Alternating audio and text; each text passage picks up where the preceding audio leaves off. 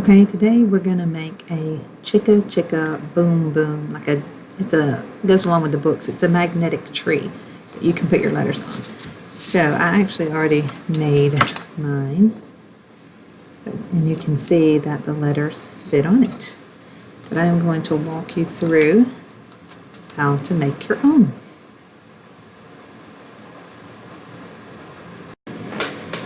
Okay, so I'm going to show you the PowerPoint instead of walking you through it. I know Miss Susan had said the last time that you couldn't really see my camera in the corner, so I'm going to just walk you through it, and I added pictures of doing mine at the same time. So we have a DIY magnetic alphabet tree, although I have to admit I actually ended up putting numbers on mine. I couldn't find my letters at the moment when I was making it. So, oops, I cut off part of it. So chicka chicka boom boom tree supplies. So what you need is some metal cans. Like, it can be any kind of metal cans. You could use coffee cans. I used some vegetable cans, but you could use fruit cans. If you have some formula can, I don't know. The formula cans I use are not, the ones that I've seen are not metal. I don't know, maybe think they're plastic. I don't use them. I don't use the metal ones. So, the formula cans.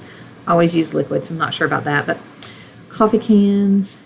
You'll need some magnetic letters. Although you could, if you're matching pictures, you could just match magnets. You have pictures of magnets. You could use it for any kind of activity.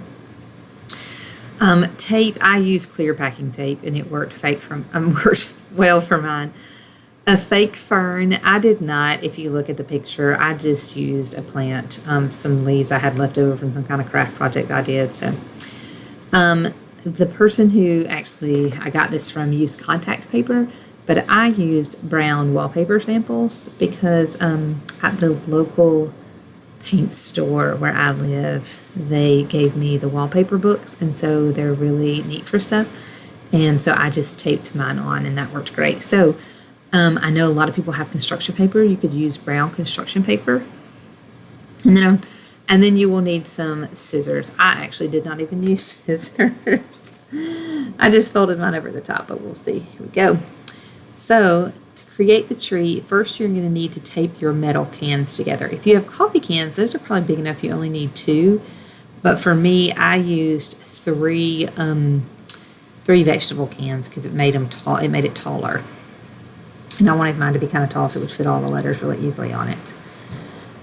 So you can mark the size of the can, or you can do like I did, and I just folded mine over at the top and taped it down.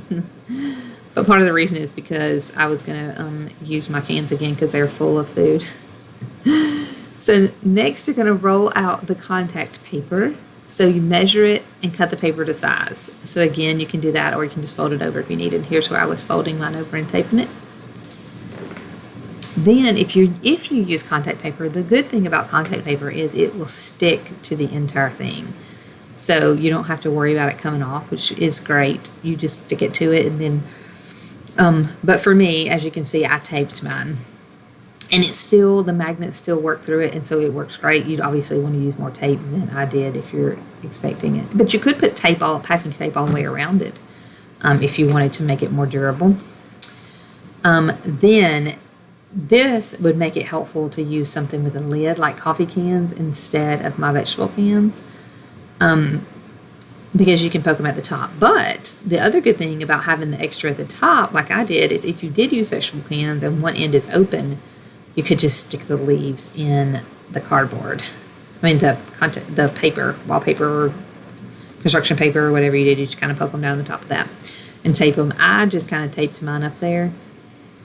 So you can use hot glue to do this if you wanted. I don't really suggest a lot of hot glue around kids if you can help it. Make sure the parent's doing it. But then here you are. These are my magnetic numbers. I did not have the letters in front of me. So you can do it with the book Chicka Chicka 1, 2, 3. You can do it with Chicka Chicka Boom Boom if you have letters. You could do, like I said, you could match pictures on it if you just like it, just to make it a fun activity. But I hope you enjoy making it, and I would bet with the exception of maybe the leaves. I'm sure that you probably have everything at your house, because I know that for art, a lot of people have construction paper at their house, so that would make it really easy to just use a piece of brown construction paper. But I hope you have a good time making that. And I am actually going to eat the vegetables, and then I will make mine again so that we can use it in class. So have a wonderful day.